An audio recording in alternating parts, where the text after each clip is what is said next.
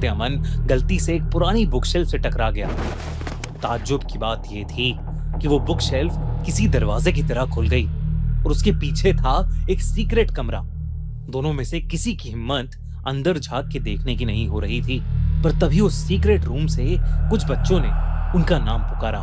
डरे सहमे दोनों बच्चे धीरे धीरे कमरे के अंदर जाने लगे। अंदर काफी अंधेरा था और इसलिए कुछ भी दिख नहीं रहा था, पर अचानक ही एक हल्की सी सफेद रोशनी कमरे के दूसरी तरफ से आने लगी। अब उन बच्चों की आवाजें तेज हो गई थीं, मानो कई बच्चे दर्द में रो रहे हों। ऐसा लग रहा था कि वो आवाजें कुछ कहना चाह रही हैं। जब वो दोनों कमरे के दूसरी तरफ पहुंचे तो दोनों का डर और बढ़ गया। कमरे के बीचों बीच खोपड़ियों का ढेर पड़ा हुआ था। उसके बगल में एक हवन कुंड और कुछ सामग्री रखी हुई थी। कमरे की दीवारों पर कई सारी डिस्टर्बिंग ड्राइंग्स बनी हुई थीं। वो ड्राइंग्स किसी अजीब से जानवर की लग रही थीं।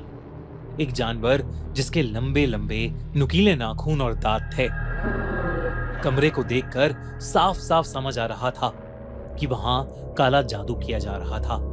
दोनों उन ड्राइंग्स को देख ही रहे थे जब वो बच्चों की आवाजें चीखों में बदल गईं, जैसे कई बच्चे एक साथ जोर जोर से एक ही चीज बोल रहे हों, भाग जाओ यहां से।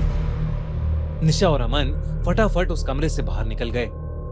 अब सूरज ढलने को आया था, अंधेरा होने वाला था। निशा और अमन को अब यह समझ आ गया था कि जिनके साथ वो रह रहे हैं वो उनके नाना नानी नहीं हैं, और वो लोग जो भी हैं बहुत खतरनाक हैं। दोनों ने तय किया कि वो दोनों उन लोगों के आने से पहले ही भाग जाएंगे। दोनों जल्दी जल्दी फर्स्ट फ्लोर से नीचे उतरकर घर के फ्रंट डोर पर पहुंचे, पर पता नहीं क्यों दरवाजा खुल ही नहीं रहा था। दोनों घर के पीछे वाले गेट की तरफ जाने लगे जब उन्हें किचन से एक अजीब सी आवाज आई। उन्होंने किचन के अंदर झांका तो उनकी सांसें अटक गईं। किचन के सिंक के नीचे बैठे वो दोनों लोग जो उनके नाना नानी जैसे दिख रहे थे, वो जानवरों की तरह कुछ खा रहे थे। उनके पास वही लाल रंग वाला पतीला रखा था। उनके पूरे चेहरे पर खून लगा था और दोनों के जानवरों जैसे लंबे पीले दांत थे। उनकी उंगलियों के नाखून लंबे काले और नुकीले थे, बिल्कुल उन्हीं ड्राइंग्स की तरह जो उन्होंने उस सीक्रेट रूम में देखी थी। वो पूरा नजारा दिल दहला देने वाला था। दोनों लोग जानवरों की तरह गुर्रा रहे थे। तभी नानी का सर एकदम से उनकी तरफ घुमा। उनकी आंखें सफेद पड़ी थीं, सिर्फ गहरे काले गड्ढे थे। उन्होंने किसी भड़के हुए जानवर जैसी आवाज निकाली। ये देखकर अमन और निशा वहां से तेजी से भागे और पीछे वाले दरवाजे से बाहर निकल गए। बाहर आंगन का झूला जोर जोर से हिल रहा था और हवा में एक अलग ही स्मेल थी, खून की। दोनों ने पीछे मुड़कर नहीं देखा, पर वो जानते थे कि वो दोनों दरिंदे उनका पीछा कर रहे हैं। उन्हें पीछे से आवाजें आ रही थीं, रेंगते हुए पंजों और गुर्राने की आवाजें जो धीरे धीरे तेज हो रही थी। दोनों बच्चे अब बहुत ज्यादा डर गए थे। दोनों को नहीं पता था कि वो भागकर कहां जा रहे हैं, बस ये जानते थे कि उन्हें कहीं दूर भागना है। भागते भागते वो दोनों एक मंदिर के पास पहुंचे और बिना कुछ सोचे समझे अंदर चले गए। दोनों ने एक बार भी पीछे पलटकर नहीं देखा। अंदर जाते ही दोनों भाई बहन एक दूसरे को गले लगाकर रोने लगे। मंदिर के कोने में एक बूढ़ा आदमी बैठा हुआ था। बच्चों को ऐसा डरा सहमा देखकर वो उनके पास जाकर सवाल पूछने लगा। आखिर इतनी रात को वो दोनों जंगल के बीचों बीच क्या कर रहे थे? तभी उसे बाहर से गुर्राने की आवाजें आईं। बिना डरे उस आदमी ने मंदिर के भारी दरवाजों को बंद किया और दोनों बच्चों को मंदिर के अंदर वाले कमरे में ले गया। उसने अपनी लैंडलाइन से एक फोन मिलाया और फिर वो बच्चों के पास आ गया। वहां उस बूढ़े आदमी ने बताया कि वो दोनों अब सेफ हैं और उनसे पूछा कि वो दोनों बच्चे आखिर उन दरिंदों से टकराए कैसे। निशा के मुंह से कुछ निकला ही नहीं।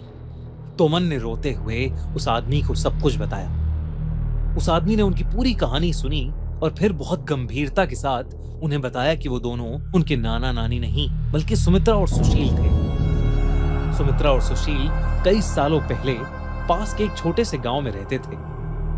उन दोनों को हमेशा से बच्चे चाहिए थे, पर कई कोशिशों के बाद भी सुमित्रा को बच्चा नहीं हुआ।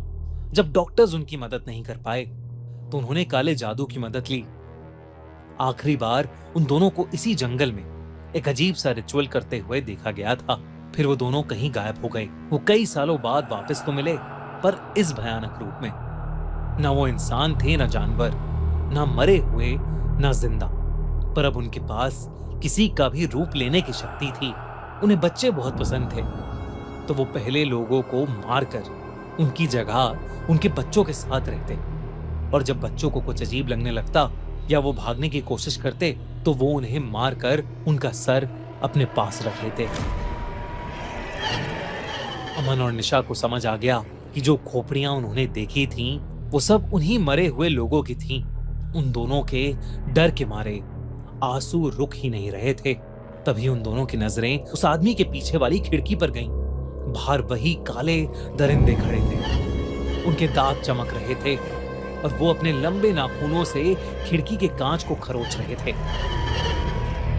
दोनों के मुंह खून से सने हुए थे और वो गुस्से से कुर्रा रहे थे।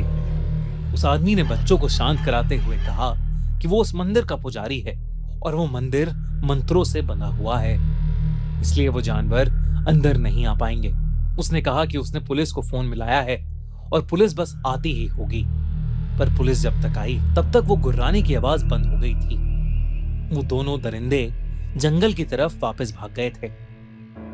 निशा और अमन पुलिस वालों के साथ उनके नाना नानी के घर गए तो उन्हें वहां सारी डेड बॉडीज और कंकाल मिले। फौरन निशा और अमन को हॉस्पिटल भेजा गया और उनके पेरेंट्स को बुलाया गया। डॉक्टर्स का कहना था कि दोनों को कोई फिजिकल चोट नहीं लगी, पर जो कुछ भी हुआ था उसकी वजह से निशा और अमन बहुत ज्यादा डरे हुए हैं। उस रात निशा और अमन तो उन अधमरे जानवरों से बाल बाल बचे, पर न जाने अब वो दरिंदे किसका रूप लेकर